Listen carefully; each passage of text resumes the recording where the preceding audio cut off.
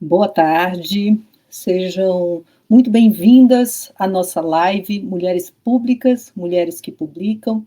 Minha tarefa aqui é fazer uma introdução a esta live e apresentar brevemente o Observatório Mulheres, UFSCar. Eu sou Viviane Melo de Mendonça, da UFSCar, Campus Sorocaba, e represento aqui o Observatório Mulheres, UFSCar, como coordenadora geral. Sou uma mulher branca, com cabelos curtos e brancos, uso óculos de armação preta e estou com uma blusa verde. Bom, gente, hoje a nossa proposta é simples e, do meu ponto de vista, potente, né? Conversar sobre a importância da visibilidade, autoria e presença pública das mulheres. Quando dizemos mulheres públicas, pensamos naquelas que ocupam os espaços institucionais, acadêmicos, comunitários, artísticos e políticos. E quando dizemos mulheres que publicam, falamos de quem escreve, pesquisa, cria, edita, comunica. E com isso, disputa memória, disputa narrativas e o direito à palavra. Essa discussão ganha densidade quando recuperamos as reflexões da professora Daniela Awad, que está aqui nessa live, e a professora Cláudia Alani, a quem agradeço, porque também está aqui contribuindo com a parte técnica dessa live, quando elas falam de três conceitos: o conceito de justiça acadêmica, o conceito de justiça epistêmica e o conceito de justiça científica. Ou seja, não basta garantir a presença das mulheres nos espaços institucionais se não houver também o reconhecimento efetivo da legitimidade de suas vozes, de suas narrativas e de suas produções. Tais justiças dizem respeito ao direito de acesso, o direito de permanência, o direito à valorização das mulheres nas universidades e na produção de conhecimento, e que assim aponta também para o combate às formas de silenciamento, desqualificação e invisibilização que historicamente relegaram as mulheres, sobretudo as mulheres negras, indígenas, periféricas, trans e de contextos populares, a posições marginais. Pensar, portanto, mulheres públicas, mulheres que publicam, é também pensar em quais vozes são ouvidas, quais saberes circulam e quais memórias permanecem. Então, esse debate ele se torna ainda mais urgente quando olhamos, eu queria trazer aqui, peço licença, para trazer alguns dados recentes que foram divulgados pela revista Pesquisa FAPESP, na edição de maio de 2025, que comparou indicadores de inclusão e gênero nas universidades públicas paulistas. Espero que vocês tenham visto, ou quem não viu, eu vou falar um pouco desses dados aqui. Né? A pesquisa mostra que, apesar dos avanços, ainda existem desigualdades persistentes. As mulheres são a maioria no ambiente acadêmico brasileiro. Em 2024, representavam 55% dos estudantes de pós-graduação, segundo o MEC, mas à medida que avançam na carreira docente, encontram barreiras cada vez maiores.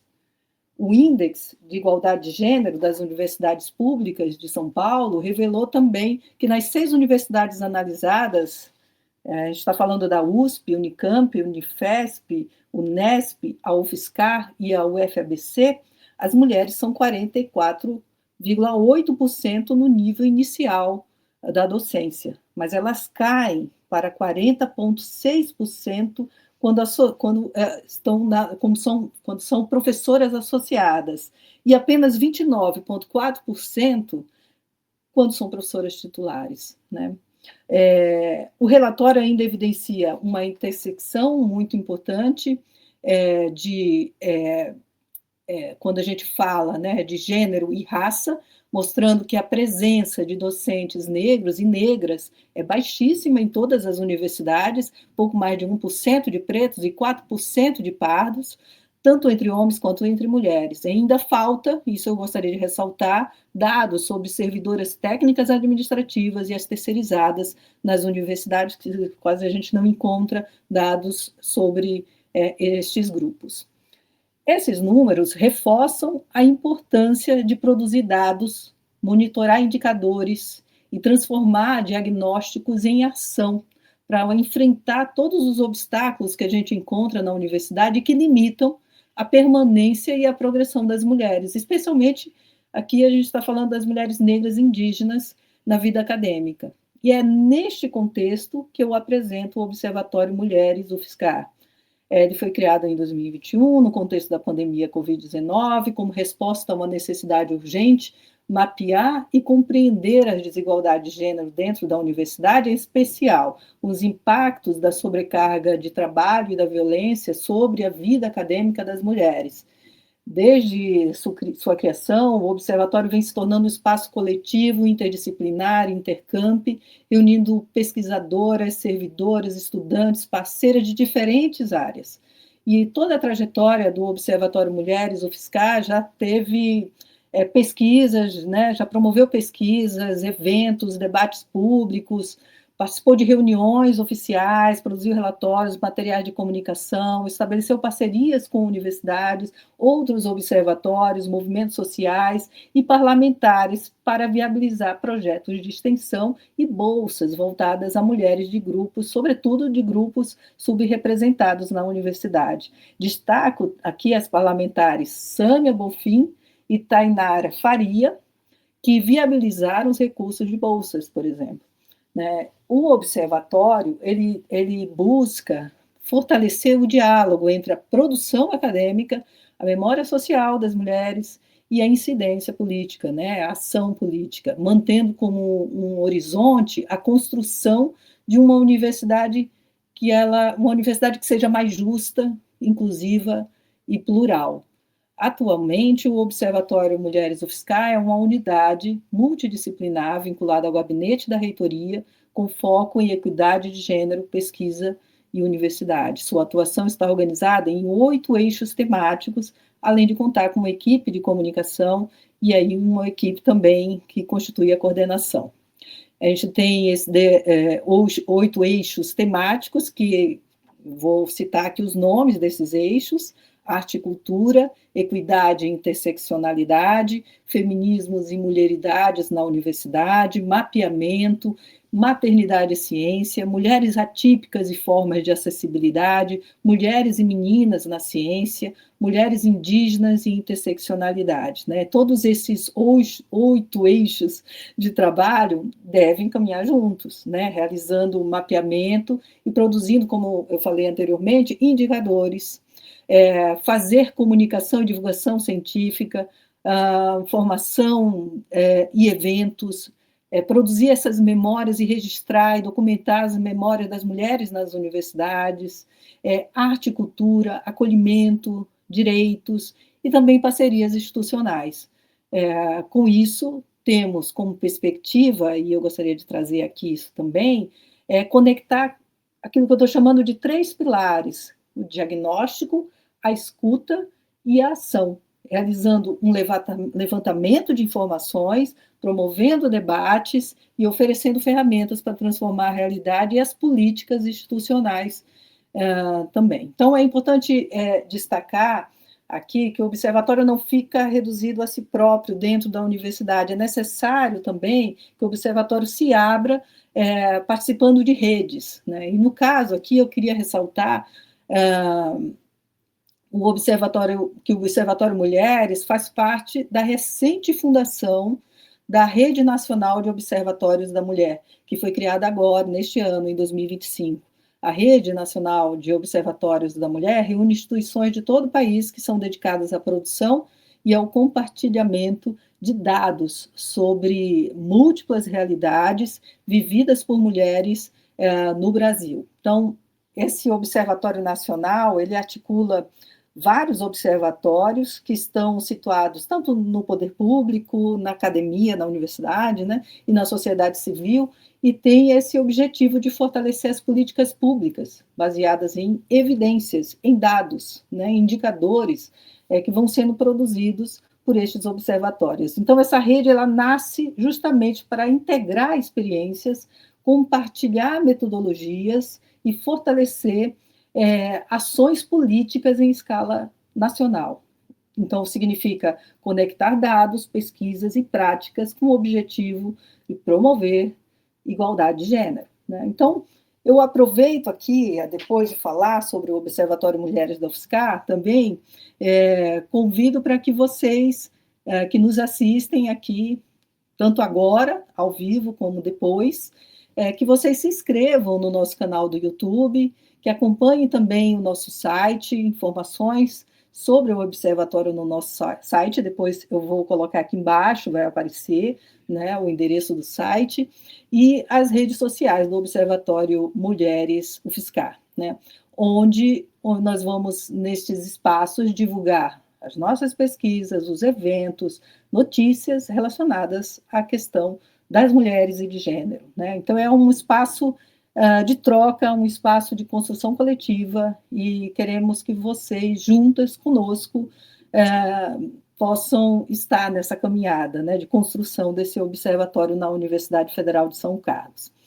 Enfim, a live de hoje faz parte desse esforço, que é unir a reflexão e a prática, celebrar autorias e pensar caminhos para que as mulheres possam ocupar o espaço público e publicar com liberdade e reconhecimento.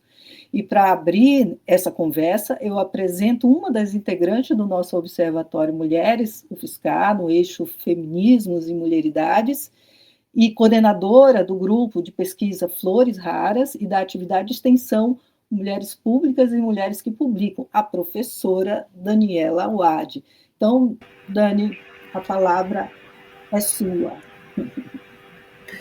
Bom, boa tarde, eu agradeço a apresentação da Viviane, agradeço a estada, a jornada de Viviane na UFSCar e na vida que nos trouxe até aqui, né? Como professoras, como pesquisadoras, como grupo de pesquisa. Eu vou me autodescrever rapidamente. Eu sou uma mulher com cabelos grisalhos, encaracolados, uso óculos de armação clara, fone de ouvido preto, estou com uma camisa branca, um casaco de malha verde, um colar. Ao fundo, eu tenho uma estante com livros em várias prateleiras, mas eu sempre posso ter mais, porque livro nunca é demais, né? Bom, vamos passar aqui já a apresentação, porque assim eu já vou dialogando com vocês a partir também das imagens, né? Era só um minutinho. Isso, prontinho. Bom, eu quero agradecer vocês que vieram aqui. Nós colocamos nas redes, né, do Instagram do Observatório, no Instagram do grupo de pesquisa, educação, comunicação e feminismos, que a gente chama de Flores Raras, essa arte chamando para o dia de hoje, né, que é o encontro inaugural da segunda edição do projeto de extensão Mulheres Públicas, Mulheres que Publicam. É um projeto de extensão baseado nos nossos referenciais teóricos, nas nossas pesquisas, tanto que a professora Viviane falou melhor do que eu falaria sobre a tríade de conceitos justiça acadêmica, epistêmica e científica. A tríade de justiças que nós, no nosso grupo de pesquisa, em variadas pesquisas de mestrado e de doutorado, estamos desenvolvendo desde 2021 também, né? O observatório que nasceu em 2021 e os nossos estudos sobre a tríade de justiça nasceram no mesmo ano, né? Nas mesmas condições sociais de produção, embora ainda não juntos naquele momento, né? E aí, então, gostaria de também deixar já registrado, né, da alegria da gente estar nesse canal do Observatório, que também já existia, mas que tem hoje a sua primeira transmissão ao vivo. E como que isso é uma conquista, sobretudo nas questões de visibilidade, autoria, participação, representatividade, né? Nesse sentido, esse canal sempre será um lugar para todas as mulheres, as lésbicas, as bissexuais, as transexuais, as mulheres negras, as mulheres indígenas, as mulheres com deficiência, enfim, todas as mulheridades, né? Aquelas que os muitos feminismos lembram e pelas quais militamos, e aquelas que não se reconhecem necessariamente ainda ou não num determinado feminismo, numa determinada corrente, mas se percebem como grupos potentes de mulheres que querem, nessa perspectiva, entender, nessa perspectiva de valorização da participação, da visibilidade, da autoria, estar em rede com outras mulheres, das coletividades, estar conosco aqui. Então, esse nosso primeiro encontro, que hoje vai ficar registrado, já quero agradecer no futuro para quem está dando play, pedindo para divulgar esse vídeo e os nossos materiais, né? Enfim, é um encontro inaugural de uma segunda edição, porque nós tivemos uma primeira edição, estou procurando o mouse, achei, uma primeira edição, e nessa segunda edição, que é a que nós iniciamos hoje, esse evento, né, parte do nosso grupo de pesquisa, lendo de baixo para cima esse slide, né? Essa imagem é uma imagem que é o logo do Flores Raras, né? O logo do Observatório Mulheres, vocês veem acima aqui na tela à direita, e o logo do Flores ampliado é esse jardim com variadas flores e mulheridades e corporeidades, né? E que nasceu daí a nossa primeira edição, mas hoje já estamos inseridas, embora o grupo ainda exista e se fortaleça cada vez mais no âmbito da UFSCar e a coletividade Flores Raras nos movimentos sociais dos quais as integrantes participam, hoje há uma representatividade, nós nos sentimos representadas tanto como sujeitos de pesquisa, como ativistas, né? no eixo feminismo e mulheridades na universidade, que é um dos eixos do Observatório Mulheres, que nós fomos convidadas a compor, né, a construir desde o ano passado, em 2023. Nossa, não, 2024, perdoem. Então, vejam, no interior de uma universidade que é a UFSCar, termos uma unidade acadêmica interdisciplinar ligada à reitoria, que é um observatório de mulheres, ligada a uma rede nacional de observatórios de mulheres, é uma grande riqueza, porque é tecer em rede a visibilidade das mulheres, o diálogo entre mulheres e preservar espaços de equidade de gênero, que, inclusive, hoje são priorizados como objetivo de desenvolvimento sustentável da ONU. Né? Os movimentos sociais, os movimentos feministas, tanto pressionam variadas esferas governamentais, não governamentais, enfim, estamos em toda parte, ainda bem. Então, nós temos, dentre os Objetivos de Desenvolvimento Sustentável da ONU, o objetivo 5, que é onde está a equidade de gênero, mais especialmente. Né? Então, trago isso para dar a saber da importância da existência do observatório, da importância da iniciativa de uma gestão de administração de ensino superior, a reitoria, preservar como uma unidade acadêmica, né?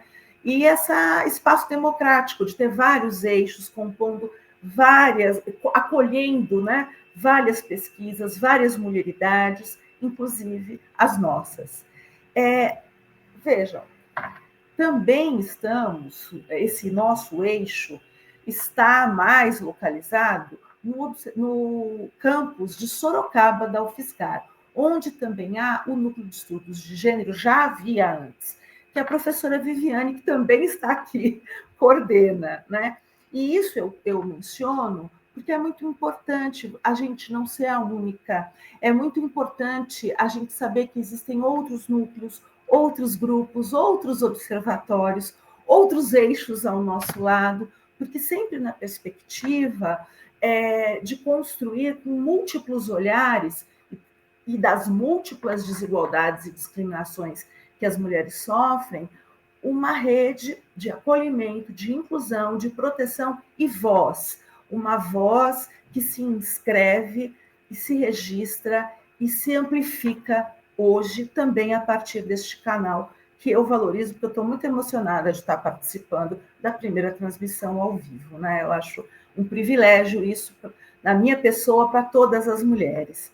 Então, essa é a imagem do campus da UFSCar, de Sorocaba, e o Observatório Mulheres e os seus eixos são compostos por mulheres e profissionais, docentes, servidoras, alunas, de todos os campi da UFSCar, né?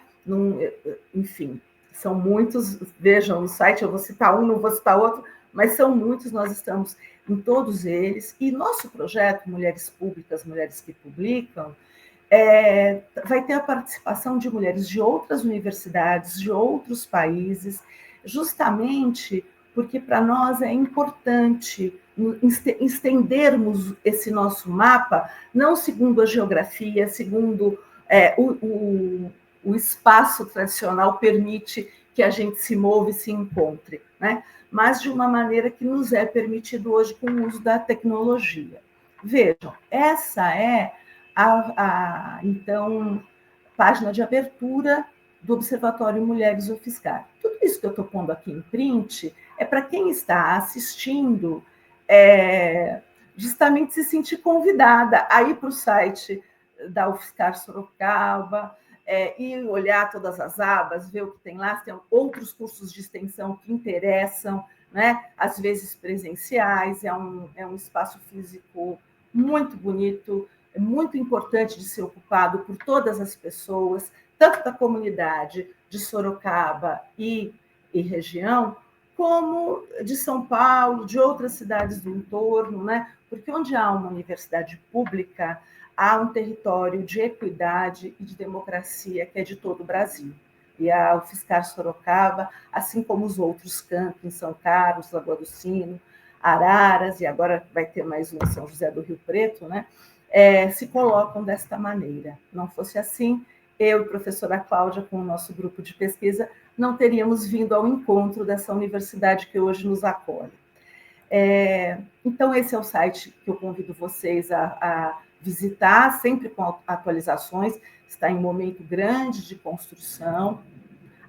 E aí aqui eu já trago alguns programas de cursos que já existem, porque, gente, a gente não está inventando a roda. Isso de falar da escrita, acadêmica ou não acadêmica, a questão da produção textual, a escrita criativa, a escrita acadêmica, a escrita, variadas escritas, né? Há uma escrita feminina ou não? Esse debate é longo, né? Veja, nós temos, por exemplo, o professor Geraldo, que dá uma disciplina literatura, interpretação e produção de textos. Não sei se ele ainda leciona essa disciplina, mas ela é um plano de ensino que nós acessamos. Assim como, está bem pequenininho, mas é para eu não esquecer de falar, o professor Marcos Francisco também dá uma ementa. Por que a gente está falando isso? Porque sim, os homens fazem isso. E é incrível como que muitas vezes numa comunidade repleta de professoras mulheres, os homens têm mais facilidade de ocupar o lugar da ciência. Mas não é o que ocorre na UFSCar necessariamente, embora isso ocorra muito em vários lugares, porque a professora Viviane também é uma cientista que se coloca para dar aula de metodologia de pesquisa, inclusive para as nossas mestrandas e doutorandas, e arrasa. Mas, enfim, isso é só para dizer que na UFSCar, olha só, você tem até mesmo, nem é até mesmo, né? Mas olha que bom, a professora Mariana, do Departamento de Ciências Ambientais, da UFSCar Sorocaba, que ela tem um curso de Escrever Sem Medo, estratégias técnicas e práticas para superar os obstáculos da redação científica. Eu encontrei esse curso dela online como extensão no ano passado. Então, veja, nós estamos num território que é acolhedor para a nossa iniciativa. E justamente por isso, nós podemos, então, ser criativas e mais ousadas, não que os outros sejam menos ousados, mas a gente quer chamar mulheres para falar sobre a produção feminina e, de preferência, também feminista, né? Nas textualidades acadêmicas e não acadêmicas, que estão colocadas para todas as mulheres dentro e fora da universidade, né? Então, com isso eu estou querendo dizer, para quem se interessa sobre a escrita acadêmica, sim, na universidade tem isso, em extensão, como disciplina obrigatória, como disciplina eletiva, na graduação e na pós-graduação. Tem os grupos de pesquisa, né, Vivi? Tem a gente, né, que a gente é texto que caminha. E a gente, inclusive, mata serviço para poder escrever, que também é trabalho, né? Porque é brincadeira isso de matar serviço. Mas a gente, hoje em dia, do modo como está a pesquisa no nosso contexto, poder escrever e ser lida no papel, então, é o luxo. É um privilégio muito grande. E porque é um privilégio, nós queremos partilhar essa luta pela potência da nossa escrita, ligada a uma atitude feminista de visibilidade, de potência feminista, né, de tecer redes com outras mulheres, de ser ouvida num lugar em que você não será necessariamente vista, em que seus pés não necessariamente pisarão, mas o que você diz, o que você sabe, o que você quer, a partir do que você quer dialogar, está sendo esperado lá por outras mulheres, que talvez você nunca conheça, mas elas terão lido e você pode ler algo que elas escreveram. E aí eu já me lembro das cartas que não se usa mais, porque a gente é dessa geração, mas há projetos que usam cartas também na UFSCar. A professora Bárbara tem um projeto sobre cartas pedagógicas numa perspectiva freiriana. Ela é da educação e coordena o programa de pós em educação, né? Então, tudo isso eu estou falando para vocês verem o ambiente acadêmico como é repleto dessas iniciativas.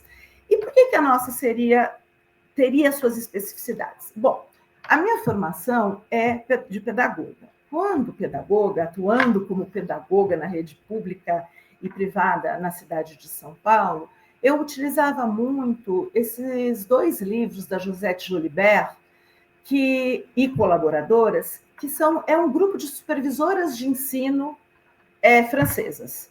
E que, como supervisoras de ensino, elas escreveram sobre as suas práticas nas escolas, em que elas davam cursos para as professoras, né, do que aqui a gente entende como ensino fundamental, séries iniciais, para formar crianças leitoras e crianças produtoras de textos, numa pedagogia que é muito próxima daquilo que a gente entende como pedagogia de projetos, numa perspectiva que pode ser construtivista, montessoriana. Quero dar um salve para as minhas amigas montessorianas que estão me assistindo hoje e outras tantas professoras que estão aqui participando. É muito feliz falar com vocês. Então, a gente eu, por exemplo, tive essa perspectiva de vir para a universidade já preocupada com a formação de crianças leitoras e produtoras de texto, mas numa perspectiva de formar as professoras que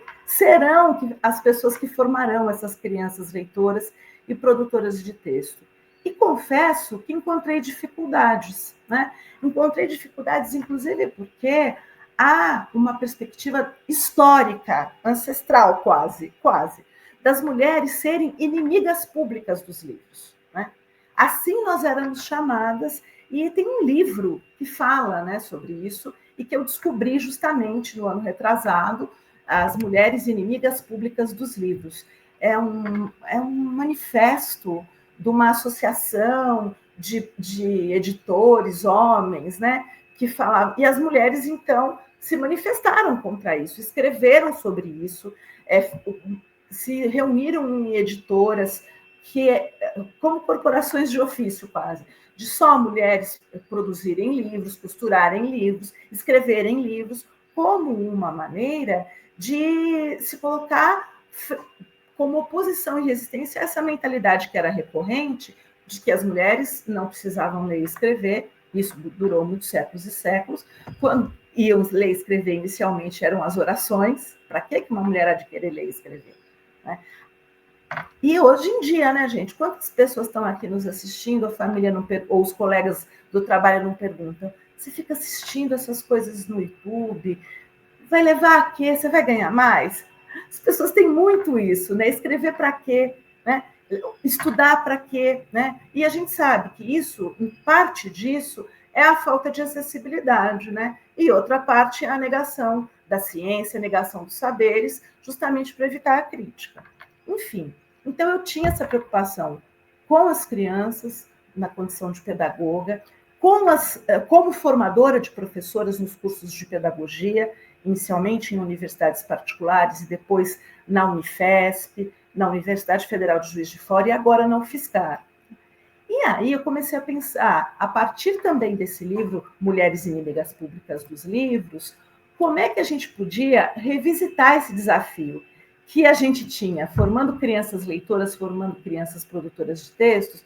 Como é que eu formo mulheres leitoras? Como é que eu formo mulheres produtoras de textos, né? Revisitando esse desafio, que é muito diferente de quando se fala de infância, porque há outras especificidades, né? A questão geracional, a questão de raça, a questão de gênero, a questão de classe, né? Você seduzir uma criança para a escrita, motivá-la para a leitura, motivá-la para a escrita, é muito diferente, né, de fazer isso com uma mulher que já tem dupla, tripla jornada, né, que tem, muitas vezes, as mulheres mais com 50 anos a mais, têm uma taxa de analfabetismo bastante alta, né? Então, a gente tentar entender o que se dá com esse público, né? Com variados públicos, aliás, né? E tentar pensar sobre isso de uma maneira mais, não só imediata, mas unindo esforços, palestras, que a gente vai ter registrada por aqui. Então, a gente foi pensando as perguntas que aqui estão. Como assegurar mais mulheres leitoras e mais mulheres escritoras? Qual é o lugar que o binômio leitura-escrita ocupa nas várias vidas que as mulheres tão diferentes entre si têm? Né? Quais lugares podem ocupar e ainda não ocupam? Né? Quais lugares a escrita e a leitura, esse binômio, pode ocupar e ainda não ocupa?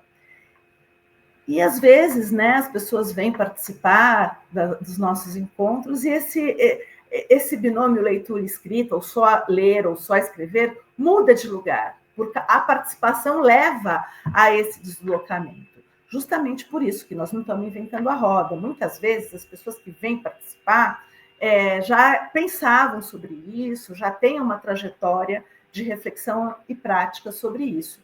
E outras pessoas não necessariamente. Então, a gente quer que vocês chamem essas pessoas, né? Porque é justamente extensão, porque parte dos nossos referenciais teóricos e de pesquisa, mas não fica neles, né? Nós queremos acessibilizar esse debate para toda a sociedade, né? Por falar em nossos referenciais teóricos e de pesquisa, bom, a primeira mulher que se conhece, que pensou sobre isso e foi publicada, não no Brasil, é uma referência anglo-saxã, Virginia Woolf, em Um Teto Todo Seu, né? E aqui eu trago que ela fala que o Shakespeare, sem dúvida, teve uma irmã, né? Mas a vida dela, como foi, né? Morreu jovem, ou seja, os escritores têm mulheres ao seu redor, tem mulheres também escritoras que dialogam com eles, mas eles ficam conhecidos, né? Eu sugiro, inclusive, a leitura desse texto da Virginia Woolf. Essa capa que eu coloquei aqui é de uma edição antiga, mas já tem novas edições e eu recomendo muito. E tem a Glória Anzaldúa, né, que a gente recupera aqui, A Vulva é uma Ferida Aberta e outros escritos, desse livrinho aqui dela, e um ensaio dela, né, falando em línguas, uma carta para as mulheres escritoras do terceiro mundo. Leiam esse texto é para todas as pessoas. Sabe?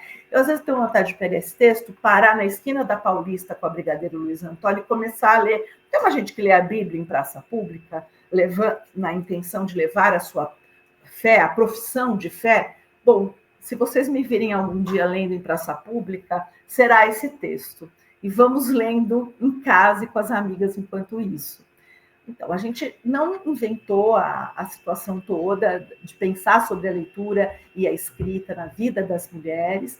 Há mulheres antes de nós, tem também a Audre Lorde, os seus escritos super potentes sobre feminismo lésbico, né? A Anzaldúa, uma mulher que se conhece fronteiriça, né? Chicana, como ela costuma escrever sobre ela mesma. E aí, apresentar aqui para vocês os primeiros encontros do Mulheres Públicas, Mulheres que Publicam, na primeira edição de 2024.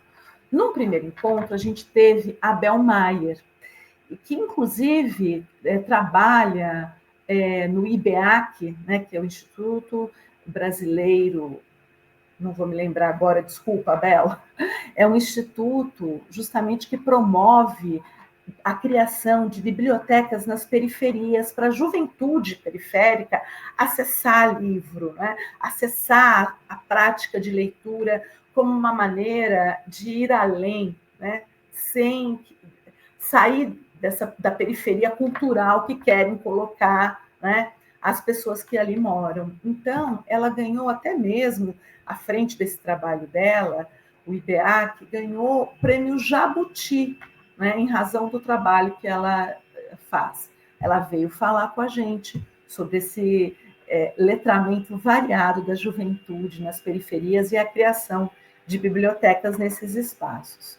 De uma maneira diferente, a gente chamou a Simone que é Rodrigues, que é da Nau Editora, NAU, Nau de navio, né, Manaus que parte, da Nau Editora, que é uma mulher feminista do Rio de Janeiro, e que dirige uma editora que publica mulheres, né? E que publicou um livro do Flores Raras, publica outras mulheres e também trabalha com a perspectiva do design feminino, do artivismo. Então, muito interessante ouvir a fala da Simone. Vejam, nós estamos todo o tempo privilegiando mulheres negras, mulheres lésbicas, mulheres bissexuais, né? E então, no segundo encontro, a gente teve Cláudia Lani, coordenadora do Flores junto comigo, participante desse projeto também, Mulheres Públicas, Mulheres que Publicam, na primeira e agora na segunda edição, com duas orientandas de mestrado dela, que fizeram mestrado orientadas por ela no Programa de Pós-Graduação Estudos da Condição Humana, o PPChest, que é um programa interdisciplinar que eu recomendo muito que vocês também vão no site, sabe? Porque é algo a... Vocês podem, por exemplo, frequentar disciplinas como alunos especiais, tem o tempo de inscrição correto para fazer isso. Mas, enfim, essas duas alunas da professora Cláudia, mestrandas, que já terminaram as suas pesquisas de mestrado, falam muito da escrita e da citação de mulheres, quais mulheres são citadas, como as mulheres são citadas. E uma delas, inclusive, a Luciana Petrilli, estava falando de livros de mulheres no vestibular. No ano, isso que é intuição, né? Cláudia e sua orientanda. No ano em que a lista da FUVEST foi só de mulheres, né? Então, isso foi revelado, veio a público, aquele monte de discussão, debate sobre isso, né? Como disse a Viviane no início, né? A disputa pelo lugar de autoria, né? E quem que é clássico? Por que não pode tirar um clássico? Um clássico não pode pôr... Não tem mulher clássica? Vamos tornar as mulheres clássicas. Tem esse debate todo que é ótimo, nós não vamos fazer aqui, mas foi feito naquele evento. Esses eventos não estão gravados. Eu estou contando isso para vocês porque a gente fez uma primeira edição fora do observatório, porque não havia ainda essa estrutura dos eixos, do modo como se encontra hoje, e aí eu estou contando para vocês verem a história que nos faz chegar até aqui. A gente também trouxe no terceiro encontro a Catita, que é uma escritora e editora, chamada a editora Flores do Baobá, é o grupo delas, editora fêmea, que ela faz uma escrita como vida e reparação para a população e, sobretudo, para as mulheres negras, né? Para a população negra como um todo e para as mulheres negras. E também ela é professora de redação do Colégio Bandeirantes, né? Que é um colégio que é muito competitivo nos vestibulares, né? E aí ela se apresenta como Catita, que é o nome social dela, escrevendo, né, sobre poesia, contos, variados gêneros textuais, né, nessa perspectiva de ser uma mulher negra, ao lado de outras com quem ela publica. Nós, então, também, no quarto encontro, trouxemos a Jerusa, que dá aula de escrita criativa no SESC, na Universidade de Santa Cruz, Vera Cruz, Não, Santa Cruz. É particular, associado até a uma escola que, apesar de elite, tem uma formação bem questionadora, crítica. E, enfim, a gente terminou a primeira edição com uma oficina presencial de fanzines, com a Stephanie Vitores, que é uma integrante do nosso grupo, em orientanda de mestrado, e feminista, que se coloca como uma mulher que pensa a arte em suas variadas formas e o feminismo, né? Então, esses foram os encontros da nossa primeira edição. Na segunda edição, convidamos vocês hoje, né, como já estamos aqui, para a apresentação desse projeto. No dia 2 de setembro, nós vamos ter a professora Giulia Cripa, da Universidade de Bolonha, falando sobre as mulheres e os livros. A Giulia, ela é italiana, está hoje na Itália, mas já morou no Brasil. Nós já fomos professoras numa universidade particular juntas. Ela fez mestrado e doutorado na USP, com o Nicolau Tchevchenko, que já morreu, o orientador dela. E a Giulia é uma mulher que, para mim, não é possível pensar livro sem pensar na Giulia, né? Então, vocês saberão por que ouvirem na fala dela. Temos também a advogada feminista e cofundadora do Movimento Negro Unificado, no dia 16 de setembro, é a Leni Blue, que é mulher negra e idosa e escreveu um livro sobre idosidade e mulheres negras, né? E aí é escrita como reparação. Não é o nome do livro dela. O nome do livro dela tem, além da palavra idosidade, que é um neologismo, né, algo sobre colher tâmaras, algo adocicado. Muito bonito o livro dela, sobre o que também ela vai falar conosco. Aí, no dia 30 de setembro, nós vamos ser visitadas, aqui online, numa transmissão ao vivo, pela Fernanda Pompeu, que ela é escritora, feminista, roteirista, e ela tem... Como é que a gente pensa, Fernanda, né? A autoria como estilo de vida. Primeira coisa que você pensa, Fernanda Pompeu, ela é uma mulher que escreve. Isso não é pouco no sistema capitalista que a gente vive, vamos combinar, né? Porque, veja, você pensar... Eu tenho uma amiga brilhante que é uma dança... A vida dela ela dedicou à dança, né? Então, eu sempre... E a Regiane dança, né? Então, são percepções que fogem àquela pergunta, né? Como você ganha a vida? Não se trata disso, é como a vida ganha você e você caminha, né, a partir dessas artes. E a Fernanda Pompeu é a escrita. A Camila Roseno vai vir falar conosco sobre itinerários e autorias. A Camila Roseno ela é professora da Estadual de Pernambuco, uma universidade estadual pública, né? E também fundadora do Sebo nas Canelas, que é um sebo super famoso em Juazeiro e Petrolina, que ela fundou quando ainda não era professora em universidade pública, junto com a companheira dela. E é assim, a Camila passou pelo Flores Raras, hoje é pesquisadora do grupo, não mais estudante, porque já é mestre, já é doutora, e ela, digamos, ela tem os seus saberes docentes e como pesquisadora totalmente fora do armário, né? Em lugares em que ser fora do armário, como nós sabemos, pode trazer severas consequências, né? Também é assim para nós, professoras universitárias e pesquisadoras, né? Ainda que com as nossas especificidades. Então, Camila vai vir falar sobre isso, né? Sobre os caminhos que ela foi tomando para ser livreira, para escrever livros, para escrever textos, para se reescrever, né, nessa trajetória dela de publicização da sua produção acadêmica e publicização da sua sexualidade também, como muitas de nós fazemos como militância. E aí, no dia 28 de outubro, a gente vai receber a professora Julie Falquet, que, embora seja francesa, fala em português muito bem, assim como a Giulia. Ela é da Universidade Paris 8 e tem um artigo dela muito interessante, que vocês não vão precisar ler, mas se quiserem pode, sobre uma análise materialista e decolonial numa perspectiva feminista.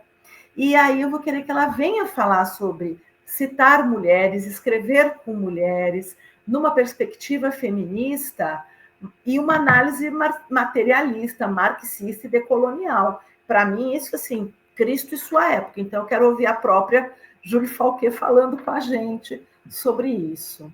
Julie Fauquet também é militante em vários movimentos sociais na América Latina, e é militante feminista e militante do movimento lésbico, no Brasil e na França. Enfim, no dia 11 de novembro, vocês veem que a gente termina muito antes daquele desespero que dá depois do 15 de novembro, que é o chamado desespero de fim de ano, né? A gente termina dia 11 para deixar o desespero para outras paragens. A gente vai ter cenas de letramento e autonomia das mulheres no dia 11 de novembro, com a Maria Cristina Pérez Vilas, que ela é de Sorocaba, foi minha colega de graduação e de mestrado na Faculdade de Educação da USP, iniciou doutorado lá também, e passou a se dedicar à fundação de clubes de leitura, à biblioteca para bebês, né? Uma perspectiva de um projeto de biblioteca para uso de bebezinhos. Então, a Maria Cristina, não só porque ela é minha colega de graduação, mas também eu a conheço, não é de hoje, ela é uma intelectual muito séria, que exerce a sua intelectualidade falando muito e exercendo o binômio leitura e escrita fora do circuito da universidade pública, né? Por N motivos que ela poderá ou não nos contar, mas é a prova viva de que bom que há intelectuais fora da universidade e nós queremos falar com todo mundo, né? Aquelas pessoas que sabem que são intelectuais e estão fora da universidade, aquelas que eventualmente são e não sabem, não estão nem aí para ser ou não ser, o que é esse exercício intelectual, né? Então, enfim, essa é a nossa segunda edição. Quero, no último slide, lembrar vocês de se inscreverem nesse canal, curtirem, se curtiram e comentarem essa nossa transmissão, que ficará como registro, para que vocês possam rever, usar, divulgar, tem um erro de divulgar ali, é divulgar nossos conteúdos.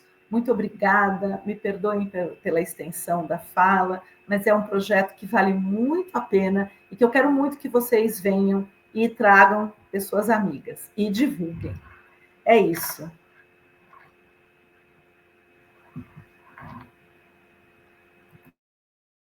Vamos ter perguntas? Então, vamos para as perguntas e relatos. Agradeço, Dani, aí pela apresentação, pelo histórico, pelas reflexões que você trouxe. Já temos aqui uma primeira pergunta da Cíntia Bezerra de Carvalho. Na primeira infância, o que fazer para as crianças tomarem gosto pela escrita e leitura? Uma pergunta desafiadora aí, né? Gostaria de te ouvir, Dani. Principalmente as meninas, né? As crianças.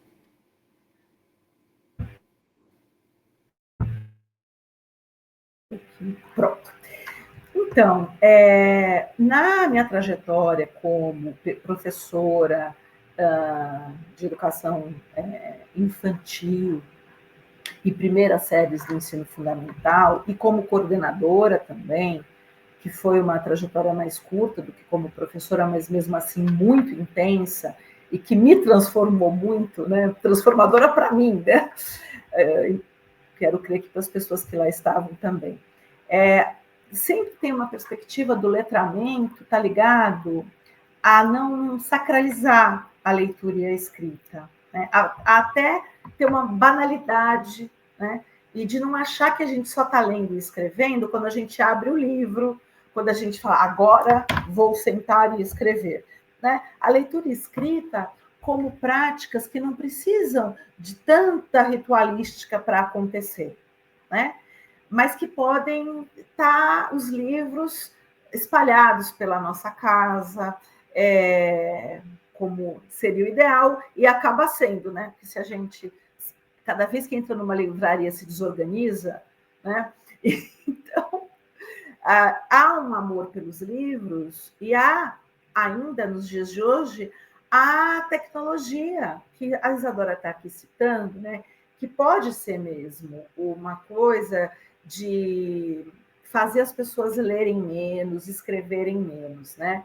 E aí, para que vai ficar se formando, lendo, escrevendo, se os influencers que querem ser magros, querem vender o tigrinho, nem sei, é quem está bombando hoje em dia. Pois é, mas a ideia de ler e escrever, e aí continuo citando a Isa e respondendo a Cíntia, como algo que faz parte da nossa vida pela fruição. Você não escuta uma música em casa pela fruição? Porque você gosta de escutar aquela música, ou rádio, né? Ou você coloca, então, olha a tecnologia, o Spotify, né? Você quer pagar o Spotify, o plano mais barato, para não ter que ouvir anúncio no meio do plano, no meio da música. Pois é, a tecnologia também pode aproximar a leitura e a escrita, né? Ter um Kindle à mão pode propiciar a leitura de mais livros a um preço menor, mas o Kindle em si é uma tecnologia que, vamos combinar, não é tão acessibilizada. E também temos que nos lembrar, a professora Sônia Virgínia Moreira, da UERJ, que, aliás, hoje faz aniversário, parabéns, ela tem uma pesquisa grande, né, sobre a acessibilidade de dados de internet no Brasil. E a realidade mostra que nós estamos longe de ter uma acessibilidade democrática, que a visão que a gente tem de que todo mundo, a internet é acessível a todos e todas e todes, não corresponde à realidade, né? Então, sim, Juliana, é importante a gente repensar a leitura e a escrita obrigatória na escola, porque é muito semelhante aos idiomas, curso de línguas, né? A criança pode até aprender a falar inglês, francês, espanhol, mas aí, quando chega no churrasco que o pai ou a mãe ou a tia ou o tio falam assim, você já sabe contar em inglês? Conta aí. A criança não quer, pega a birra, né? Tipo, então, fazer parte de uma maneira mais orgânica da vida das pessoas, todos os artefatos que permitem a leitura e a escrita, sem precisar ser pomposo, né? Sem precisar... Porque, veja, não quero que todo mundo parta do princípio que somos todas Carolinas de Jesus, porque não. Nem todo mundo, na total miséria, consegue produzir tão bela obra. Por isso que ela é, Maria Carolina de Jesus, uma autora genial, sensacional, né? Mas também não é verdade que a gente não tem bibliotecas públicas, e foi a partir disso que a Bel Meyer fez as bibliotecas. Tem uma biblioteca que eles estão fazendo com os jovens em Parelheiros, que é o extremo sul, um lugar em que tem até assim uma localização de aldeias urbanas de povos indígenas em Parelheiros, a quem dedico o meu colar, que eu ganhei de uma amiga. Então, veja, não é porque a criança às vezes não gosta, porque a gente também cobra dela um formato de ler e de escrever muito acadêmico, né? E aí aquela ideia de eu vou abrir um livro e eu não preciso ler do início ao fim. Eu vou abrir e vou ler como eu quiser. Toma, mexe no livro, né? E esse projeto, então, é muito interessante, porque bebês podem levar livro no banho, são aqueles livros, né? Aqueles livrinhos infláveis. Mas sim, isso ainda é um artefato muito de classe média. Na escola pública, o que é interessante, as professoras podem fazer visitas à biblioteca da escola, né? Salas de leitura que nas bibliotecas das escolas municipais existem, né? Penso que em algumas estaduais também. Ainda que não... Gente, há o Plano Nacional do Livro Didático, entenda? Há possibilidades, né? A gente também aí tem que preparar de diferentes maneiras, e o desafio é esse, né? Tirar dessa coisa do vai ter que ler porque eu vou cobrar na prova, né? Vai ter que escrever porque você vai ter uma nota na redação. Deixar a leitura e a escrita se não dá para ser todos, mas em muitos momentos, mais solta, mais fluida, mais faça como você quiser. Né? Se eu te desse um livro na mão agora, eles falariam do quê? Você quer um livro? Vamos lá na estante escolher? Vamos perceber a biblioteca como uma brinquedoteca, mas com as suas regras específicas para preservar os brinquedos para todo mundo. Né? E aí, como é que a gente vai fazer? E também pensar como a gente, que é professora, se coloca na leitura e na escrita para os nossos alunos e alunas, né, alunos. Isso é muito importante. Dani, eu queria comentar também, você falou agora das bibliotecas, né? O quanto que as bibliotecas públicas ela tem uma importância enorme, e inclusive nesse contexto, né, das tecnologias, né, que tem tirado as crianças da leitura, das bibliotecas, né, do gosto do pegar um livro, embora eu acho que sempre teve aquele medo das tecnologias, o celular, Kindle, ia terminar, acabar com os livros, isso não aconteceu. Então, eu acho que também a ênfase nas bibliotecas e as bibliotecas públicas, e é o que eu estou falando, bibliotecas públicas, espalhar bibliotecas públicas como algo extremamente importante para esse incentivo à leitura. E quando a gente fala das meninas leitoras, eu acho que esse quadro que foi colocado ali se torna ainda mais grave, né? Então, acho que esse quadro da dificuldade, o desinteresse para a leitura se torna ainda maior, né? Sempre, né, historicamente, como a gente tem lido, as autoras que você já trouxe aqui, como que as mulheres, como se as mulheres não tivessem esse lugar do pensamento, né? Não só da leitura, mas da produção do conhecimento. Isso tanto, a gente não está falando apenas de literatura, né? A gente está da arte em si, que também está nesse lugar de debate que também a gente traz, mas também na produção científica. Então, eu acho que incentivar as meninas na ciência, de um modo geral, as ciências humanas, as ciências exatas, tecnológicas, me parece algo também muito importante. Não apenas ler, mas produzir também. Né? Produzir o que lê, né? Produzir literatura. Né? Literatura também científica. Né? Então, trazer a produção do conhecimento. Eu acho que o observatório ele tem esse papel de fazer esse mapeamento, trazer esses dados e pensar também em políticas que quebrem esse medo da escrita, sobretudo das mulheres, né?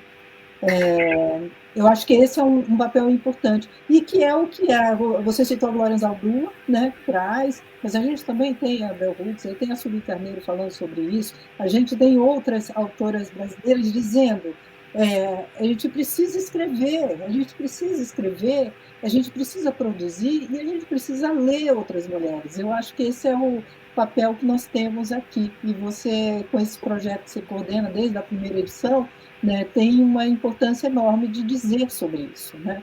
E eu tenho uma pergunta antes de passar para a Pamela, né, que tem uma pergunta aqui, das debates da primeira edição de Mulheres Públicas e Mulheres que Publicam, como é que você pensa que, como esse projeto também indica, as possibilidades de ações dentro da universidade que possam quebrar esses fantasmas da escrita? Então, acho que a gente vem aí de um aumento de um temor da escrita, sobretudo das alunas, né, que estão na graduação, na pós-graduação também, um travar da escrita, né?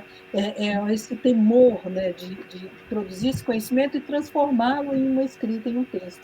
Né? Como que a gente pode pensar nisso, né? De ações concretas para a gente romper com esse medo da escrita, que a gente possa fazer coisa na universidade de modo a superar esse medo ou esses fantasmas, né, da escrita acadêmica. Agora eu estou falando da acadêmica, sobretudo. Então, acho que a partir dessas autoras que você já citou, e eu estou trazendo a Bell Hooks também, enfim, a Lélia Gonzalez já também fala, né, sobretudo das mulheres. Então, a gente tem aí várias autoras nos dizendo isso. Então, a partir dessa primeira edição, né, o que de inspiração pode essa edição nos trazer, os resultados dessa edição nos trazer para a gente pensar a universidade e as mulheres escritoras na universidade? Né? Um pouco essa pergunta. E aí tem aqui depois a pergunta da Pamela, né, como a primeira e a segunda edição do projeto público se relacionam. Né? Eu acho que é complementar, inclusive, a pergunta da Pamela. Então, relacionar a primeira e segunda edição do projeto, como lidar com o medo E a primeira é sobre justamente a escrita de mulheres e meninas, né? Como focar nisso e, bom, tem um eixo do nosso observatório, que eu não poderia deixar de citar, que é sobre mulheres e meninas na ciência, né? São professoras pesquisadoras que se dedicam exatamente a isso. Não sei como está a construção do site agora, acompanhe, se vai lá, procura. Se não tem nada nesse eixo ainda, fique entrando que vai ter e vai ter coisa boa, né? Mas do que eu posso dizer, né, é que, veja, para a gente ter mulheres e meninas na ciência e motivá-las, a gente precisa ver como é que a gente lida com a ideia do ócio, como é que a gente lida com a ideia da exposição, como é que a gente lida com a vaidade. Por quê? Vejam, nós, e como é que as pessoas no Brasil lidam com a produção acadêmica, né? Porque no Brasil pega muito mal, por exemplo, eu dizer assim: eu sou uma intelectual, sou uma escritora, tenho ideias sensacionais, vou escrever com a Viviane, que é uma brilhante intelectual. Nós duas juntas vamos fazer textos que todas as mulheres precisam ler e os homens aliados também. Veja, as pessoas, mesmo do campo da esquerda, escutam isso, ou mesmo colegas nossas, assim, a Daniela se acha, né? A Daniela, sempre modesta. Pois é, pega mal, né? Pega mal. Assim como pega mal, então, assim, tem uma coisa de ter que ficar num lugar de modéstia, sabe? Nem as irmãs salesianas pedem tanta modéstia das alunas como a universidade quer da gente. E mais, nós estamos num contexto de professoras universitárias lotadas de disciplinas. Tem que ter concurso e não tem condição de ter concurso, porque há uma crise no ensino superior público desde quando se estabeleceu aquele teto de gastos lá no Temer, na época do golpe da companheira Dilma. E isso só vem, né, se asseverando. Isso faz com que as mulheres intelectuais que estão na academia não conheçam e não achem legítimo o ócio que a gente parece ter quando a gente está lendo e escrevendo. Né? Porque quando você está lendo e escrevendo, parece que você não está fazendo nada, porque você não está limpando a casa. Então também tem isso, né? As meninas, muitas vezes, ainda hoje, as mães dizem, né? Faz o arroz para o seu pai, para o seu irmão, né? E o menino não tem essa mesma cobrança, né? O menino pode até ter outras, e não é à toa que até uns anos atrás também tinha um alto número de jovens homens com 19 anos analfabetos, né? Porque daí vai para o corre do trabalho, ou com um letramento muito ainda pueril da língua portuguesa, né? Que não ainda era capaz de se desenvolver na leitura do binômio leitura e escrita. Agora, nós, então, mulheres, de diferentes maneiras, nas diferentes classes sociais, o que domina é a ideia de que nós não podemos ter ócio. E nem podemos ter atividades que pareçam ócio. Né? Nesse sentido, eu sou uma mulher de 52 anos, quando a minha filha nasceu há 18 anos, eu estava terminando de escrever um dos meus livros com coautoria. Então, dei de mamar, levei a menina, minha mãe, vó da menina, estava em casa, disse: Daniela, fez assim com a mãozinha, para que agora você já tem a menina? Para que tanto escreve? Vai ganhar mais? É normal as pessoas, né? Aliás, eu acho até bonito achar que a gente tem que ganhar mais, porque a gente, né? Mas o oposto é muito comum. Escrever e ler não ganha mais, então não faça isso, né? Escrever e ler, inclusive, parece que você não está fazendo nada, você que tem tanta coisa para fazer. E isso que a Tânia agora escreve aqui, né? De se afirmar como escritora. Eu aprendi mais e melhor a me afirmar como escritora, mesmo com livros meus caindo em concurso público, dossiês publicados com a Viviane, minha colega aqui, que fica impossível. Veja, e fica impossível porque a gente trabalha muito e trabalha bem, porque a gente sabe o que fazer com dinheiro público, ainda bem. Isso não é uma falta de modéstia. Somos nós dando a prestação de contas aos contribuintes, né, da devolutiva do que investem em nós. Depois que eu orientei a Tami, é que eu aprendi mais e melhor dizer que eu sou também escritora. Né? Dizer que eu sou professora, sou pesquisadora, sou mãe, esposa, sou feminista, lésbica e escritora, né? Porque é isso, né? Você quase tem que matar, aquela brincadeira que eu fiz antes, que não é brincadeira, tem que, assim, quem está lá na graduação tem que achar que você está na pós. Quem está na pós tem que achar que você está na graduação. Parece esses natais que a gente não quer ir na casa das pessoas e a gente dá perdido, fica em casa vendo Netflix. Escrever é quase isso, gente. É quase esse mecanismo de você fugir, se esconder, ler e escrever. Para nós, imagina para as mulheres, né, que não têm essa perspectiva de docência no ensino superior que nós temos, que já não conseguem ter ócio porque tem o horário de trabalho das 8 às 6, mais 2 horas no trânsito, chegar a fazer o jantar, cuidar da roupa, cuidar dos filhos, buscar na avó, buscar na creche. Então, acho que o maior desafio nosso é a improdutividade do sistema capitalista que adoece mesmo, Juliana, justamente. Tem isso, que é um desafio que todas nós, de diferentes maneiras, temos que vencer. E, inclusive nós, que somos mulheres muito privilegiadas para fazer essa atividade, se pensarmos comparativamente em mulheres que estão em outros setores produtivos, né? E de classes menos abastadas do que a classe média. Agora, o medo, Vivi, medo todo mundo tem, é que as pessoas não contam, né? Eu tenho um amigo, o Rubens, que ele é presidente de sindicato, a APES JF, que ele é sindicalista, militante, marxista. E aí ele falou assim para mim, Dani, não fosse você ir comigo publicar, eu não ia publicar esse texto porque você lê parecer, fica lidando com todas, tem a paciência, a coragem de lidar com essa coisa, de lerem o texto da gente, não tá bom. Sim, dá frio na barriga, sabe igual as pessoas. A gente também tem medo da exposição, a gente também não tem ócio, a gente também tem chateação quando falam que o que a gente escreveu está errado. Mas aí ou a gente corrige, ou a gente fala, não, sabe por que está certo? E aí você responde. E aí a pessoa pode dizer, mesmo assim, eu não vou publicar seu artigo. Então, tá bom, eu publico em outro lugar em que aceitem esse argumento. Porque é na leitura, aliás, é na escrita acadêmica, né, que a gente dialoga com os outros autores que compõem o campo de produção de conhecimento que a gente faz parte.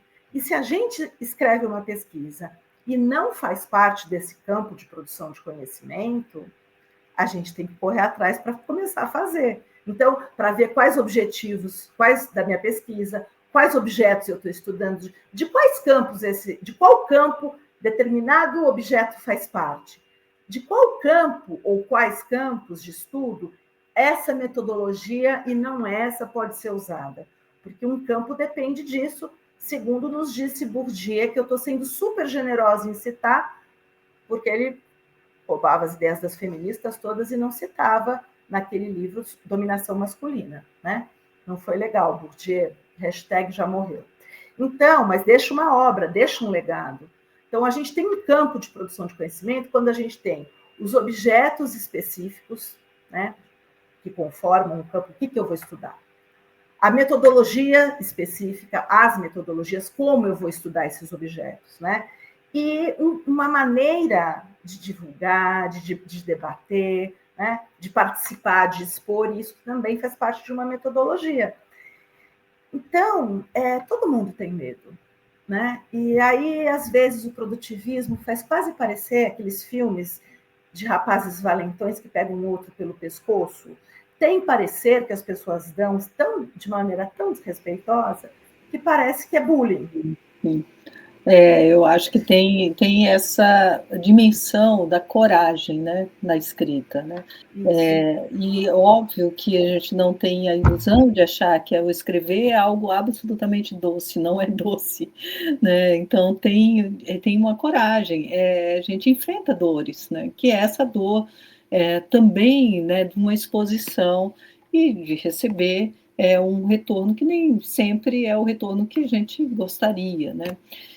Mas, enfim, eu acho que a gente tem aqui, eu estou lembrando um pouco da Glória Anzaldúa, quando ela fala, e ela nos chama, ela nos convoca, mulheres, como mulheres, né? Escrevam, escrevam, escrevam, né? Não escutem o sensor que está dentro de você e usa esse sensor no masculino.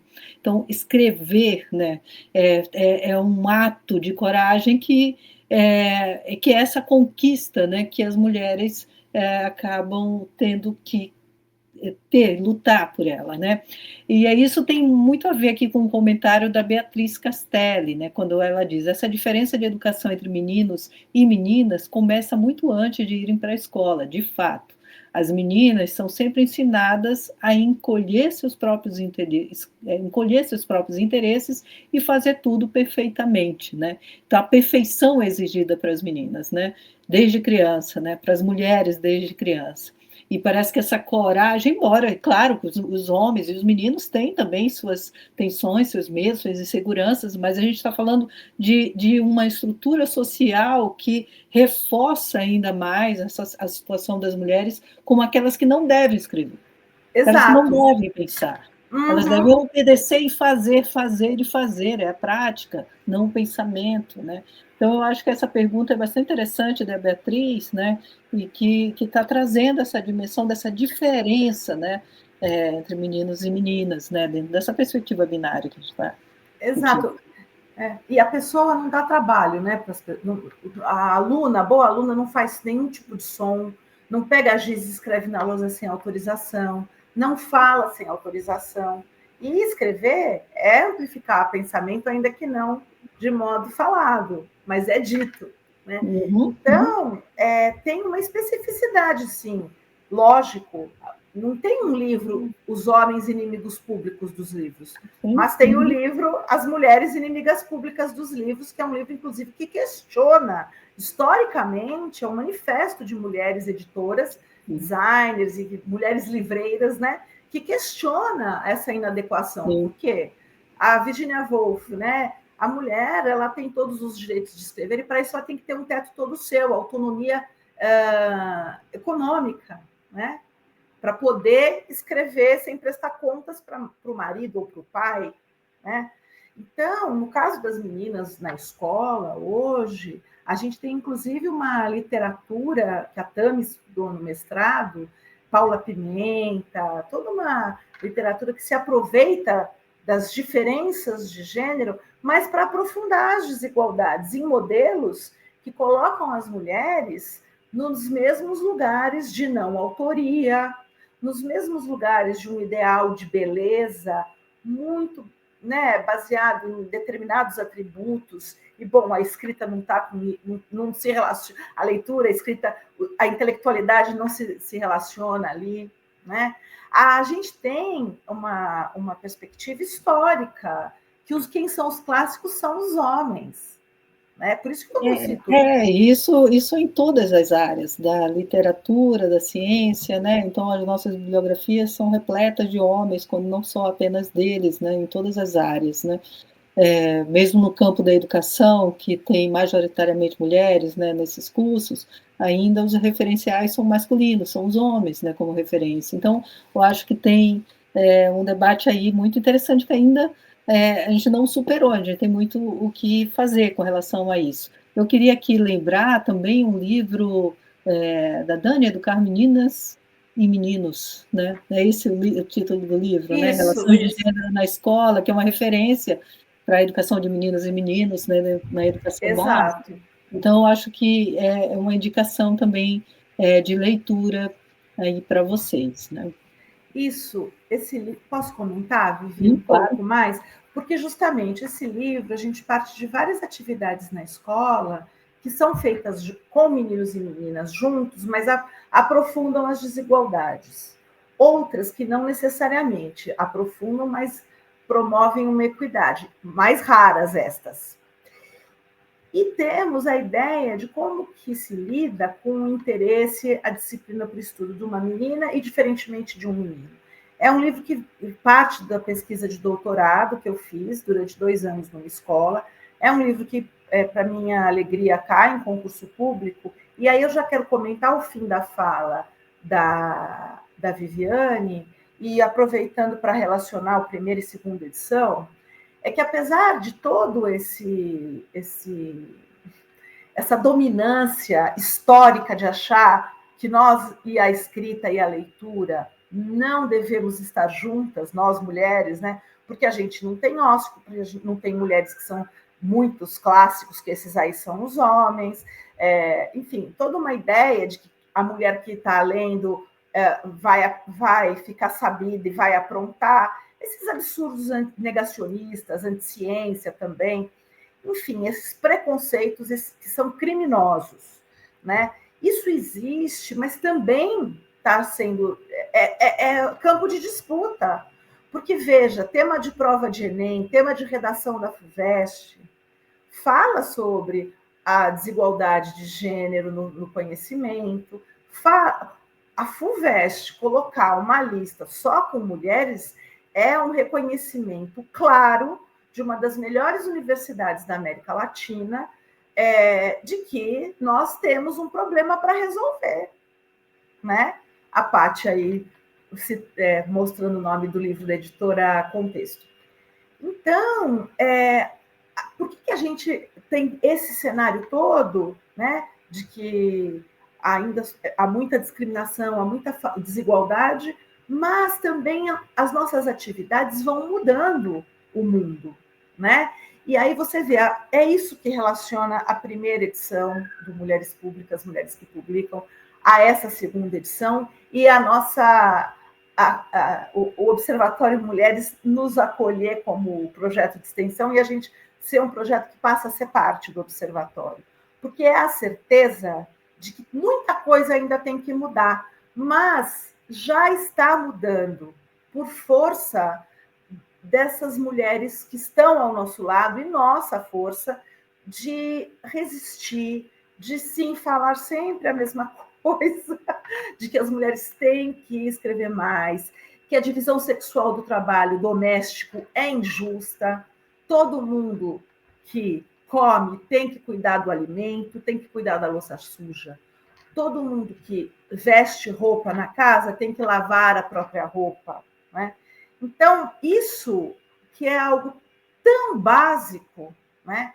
O cuidado com as crianças e com os enfermos e idosos, não ser da mulher apenas, né? As atividades de cuidado. Isso parece exatamente diante dessas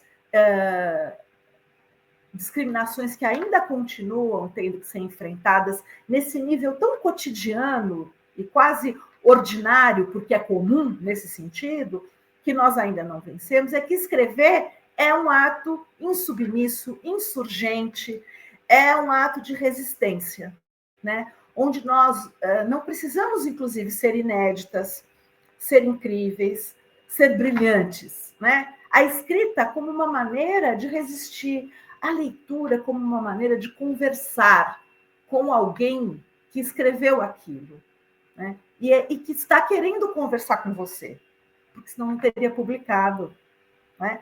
Cada texto que a gente escreve, eu e Cláudia, no nosso grupo de pesquisa, e Viviane também tem um livro belíssimo publicado na pandemia, depois eu queria que você falasse o nome, com textos desta natureza que eu vou falar. A gente escreve como se a gente pegasse no rostinho da mulher que está lendo e falasse assim, vem, vamos com a gente, e corresse assim, vamos, né?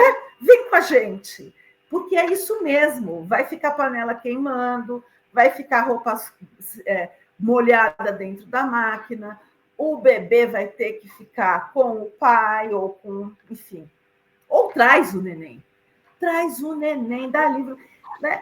E é isso. É sobre isso. Eu acho que toda essa discussão, essa reflexão que a gente está fazendo também, eu acho que é um debate neste mundo capitalista, neoliberal que nós vivemos, é um debate sobre a experiência do tempo das mulheres.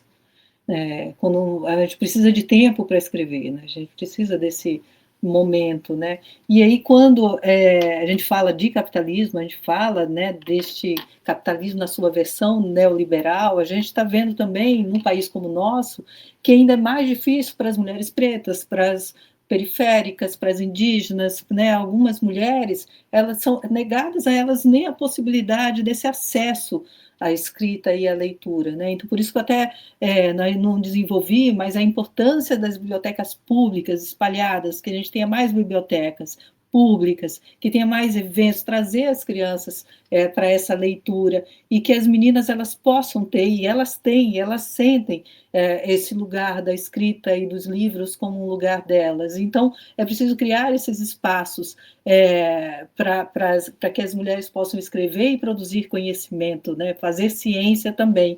E aí vou falar do livro, mas eu queria que vai ter aí no Campo Sorocaba, da UFSCar, um evento chamado Pequenas Cientistas, edição 2025. Então, todo ano tem. Então, são as cientistas, mulheres professoras do campus, que são da área de química, física, matemática, né, que organizam este evento todos os anos, e vai ter agora esta edição 2025. Então, é para alunas matriculadas do sexto ao nono ano do ensino fundamental, né? Então, tem um período de inscrição para essas alunas, que é de 25 de agosto a 7 de setembro, e é muito provável que essa edição também se estenda para a Lagoa do Sino, e tem também a participação de professoras que estão, e alunas também que estão no Observatório Mulheres UFSCar, e também de algumas ações que podemos também desenvolver nesses dias onde essas meninas, né, do ensino básico estarão na universidade, né? Então, algumas ações possíveis aí e que já estão acontecendo e a gente precisa visibilizar também, né? Então, essa questão toda que a gente está falando da coragem, né, da escrita, da insurgência, da insubmissão que é a escrita das mulheres, foi um pouco que inspirou esse livro. Um dia você vai sentir na própria carne, né, que eu trago alguns escritos muito, tanto de algumas palestras, de alguns estudos, mas de ensaios, de comentários que eu fui fazendo também. Então, foi esse momento de insurgência, né, a escrita desse livro também, que vocês estão convidadas aí a ler também. Agradeço a indicação do livro, Dani. Então é isso, tem mais aqui. Nós temos aqui a Cássia também, que fez um comentário. Na sociedade, vou botar aqui, exibir aqui o comentário. Na sociedade capitalista, quem consegue escrever, em geral, quem tem tempo livre e condições materiais para isso, é um pouco do que a gente está falando. Escrita exige energia, concentração e muitas vezes ócio criativo, né? É isso. E se a gente está falando de um mundo capitalista, onde a maior parte das mulheres, né, são aquelas que estão numa situação de maior vulnerabilidade, né, neste nosso país, então escrever e ler, né, é um desafio enorme, né, que nós temos aí, né, e uma luta muito Exato. grande, né? Sim, e Cássia tem razão. Não é pouca a luta, né? Mas ela tem frutos, sabe? Porque, bom,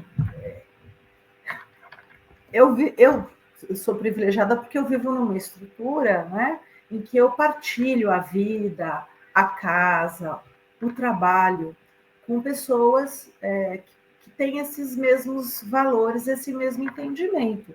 Por exemplo, minha colega de trabalho mais imediata é a Viviane e Cláudia, com quem eu também sou casada, né? Não se trata de nós sermos a Valerie Solanas, que escreveu isso com um manifesto, procurem, que é um manifesto para a destruição de todos os homens. Não se trata disso. Mas o que ocorre é que... Por que eu estou dizendo isso? Porque tem que buscar outras mulheres companheiras para conseguir estar junto e se insurgir e ler um livro juntas, sabe?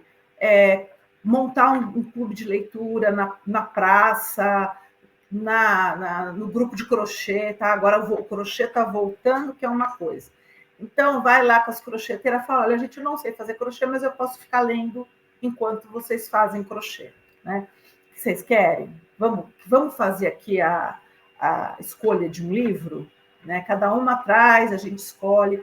Então, acho que tem maneiras, desde que a gente tire do pódio e dos deuses, assim, a leitura, a escrita. É para errar, a gente vai escrever errado. É para ler errado? É para ler, né? Acho que ligar a leitura com o desempenho ótimo, o mérito acadêmico, historicamente estraga a atividade, né? Embora em alguns casos seja verdade, né? Você dificilmente vai fazer uma graduação se você não lê os textos, um mestrado, um doutorado. Mas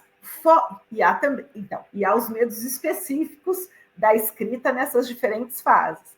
Fora desse sistema de ensino superior, obrigada, Juliana. Eu sou suspeita porque a Viviane é uma forte referência e uma forte inspiração, né, para tudo. Então, a gente tem, fora da universidade, outros desafios, né, para conseguir ler, por exemplo, né? Eu me lembro que tinha uma época da minha vida que eu dormia menos para conseguir acabar um livro. Eu era mais jovem, agora eu não posso me dar o luxo de fazer isso, né? E também a gente pensar quanto tempo a gente gasta online não lendo um livro, mas fazendo outras coisas, fazendo assim no feed. Acho que tem um pouco de tudo. Tem o capitalismo, mas também tem da nossa parte a maneira como a gente se disponibiliza para o capitalismo. Basicamente, a gente fala assim, eu não vou fazer o que querem, eu não vou ficar dando dados para o Instagram e para o Facebook fazerem o algoritmo vender coisas para mim, né?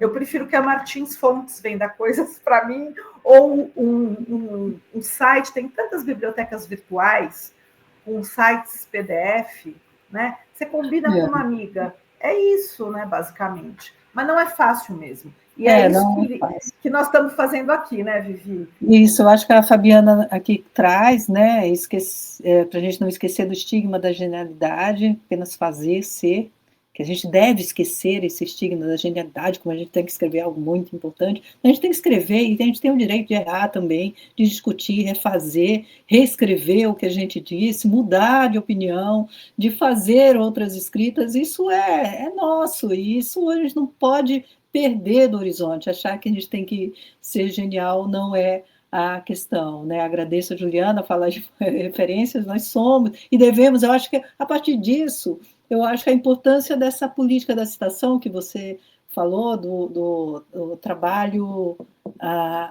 foi o trabalho foi da Fabiana, não? Acho que foi, né? Então,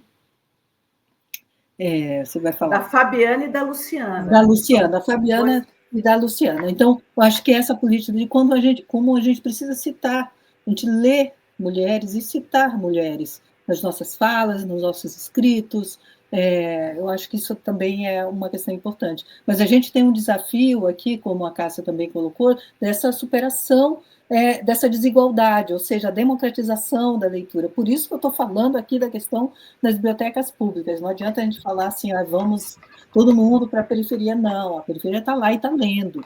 Ela também está nos seus movimentos, né? Eu acho que tem que ter políticas públicas, e aí o Estado também precisa atuar, né, para que tenha territórios de leitura, tenha incentivo para isso, tenha condições materiais para que isso possa acontecer. Ou seja, aí é uma luta contra as desigualdades também, né, a luta contra a pobreza também. Né, eu acho que a gente está falando disso e que atinge, sobretudo, as mulheres, né, sobretudo as mulheres periféricas. Né, então, eu acho que tem tudo isso aí que a gente está falando disso, por isso que eu acho que essa segunda edição tem uma amplitude de debates com convidadas aí incríveis que vão trazer muito desses debates aqui também, né? Exato. E tem também uma coisa que o Sorocaba, por exemplo, tem um festival literário só de mulheres que quem promove é o Sindimetal. Isso não é pouca coisa, sabe, gente? E não é um clube do livro ligado a uma livraria dentro de um shopping, né? Acho que às vezes falta a gente olhar ao redor, né? É isso que e ir ao encontro de outras mulheres que têm as mesmas dificuldades que nós, sabe? Eu Exato. faço. Vai ter a segunda edição em 2026. Então, vai ter a segunda edição em Segunda edição em 2026. E acontece de 2 em 2 anos, então, né? Eu acho que essa periodicidade está sendo construída ainda, mas vai ter em 2026 Vai ter para em quem estou 2026. acompanhando. Tá bem. Bom, gente, eu Então, acho que a gente já tem aqui uma hora e meia de live, já chegamos até 45 pessoas participando aqui. Vamos encaminhar aqui para o encerramento desta live. Queria que a Daniela pudesse fazer as considerações finais aqui e os convites, né, para os eventos que seguem aí da atividade Mulheres Públicas, Mulheres que Publicam. Né? Agradeço já de antemão, agradeço a presença de todas que estão aí no chat acompanhando, que estão acompanhando essa live, que vão acompanhar também essa live, e sigam nossas redes sociais, o nosso canal, que terão ainda muitos eventos interessantíssimos aqui do Observatório para fomentar esse debate sobre as mulheres na universidade e na sociedade também. Né? Dani, com você. Ótimo, obrigada, Vivi. Olha, eu quero agradecer as pessoas que participaram agora ao vivo, as que vão nos ver a partir do que está registrado, e convidar vocês, né, para, se precisar, pega quando tiver a gravação, volta naquele quadro das datas, já marca as datas e fica de olho, porque daí você pode se inscrever e participar, ou não se inscrever e participar mesmo assim, se inscreve na hora, e indicar pessoas, chamar pessoas, porque é isso. Eu acho que para todas essas dificuldades, o importante é estar juntas, né? Ir ao encontro das nossas pares e seguirmos juntas numa coletividade que vai ser plural, que vai ter diferenças, né? E é ótimo isso, e é importante isso. Não estar só diante desses desafios para poder transcendê-los é muito importante. Eu conto com todas vocês e os homens aliados também, e as mulheres todas, para estarem com a gente nos encontros dessa segunda edição. Muito obrigada.